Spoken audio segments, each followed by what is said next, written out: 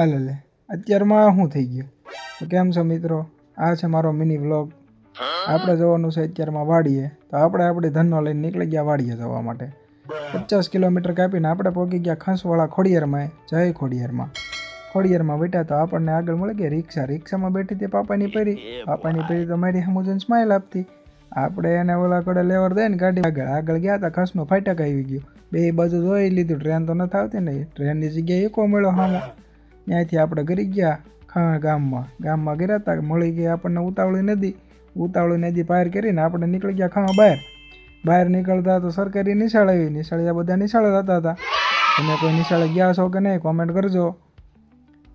નિશાળની સામે છે વિસામણ બાપુની જગ્યા. જય વિસામણ બાપુ. ત્યાંથી મેં અમારી ધનોને ઉડાડીને સીધી લેન્ડ કરાવી ખસની નેરે લેન્ડ થતા મને એમ ચોખ્ખું નેરમાં ન પડું તો સારું છે. 200-300 વળાંક કાઢીને આપણે પગી ગયા જંગલમાં. જંગલ પાર કરીને બહાર નીકળ્યા તો મળી ગઈ નદી માણ પાર કરીને ચડાવી આપણે રોડે ચડાવવામાં તો ભીણ વળી ગયા. આ તો આપણને સામે મળી ગયો હાવજની જગ્યા. આ તો આપણે જોયું તો નીકળી સિંહણ. પછી આપણે સિંહણને બાય કહીને પગી ગયા આપણી વાડીએ. આ છે આપણી વાડી. ત્યાંથી આપણે હાલતા થઈ ગયા તુવેર બાજુ જઈને આપણે તો પેલા ખાઈ લીધી તુવેર, કેમ કે પેટ પૂજા પેલા.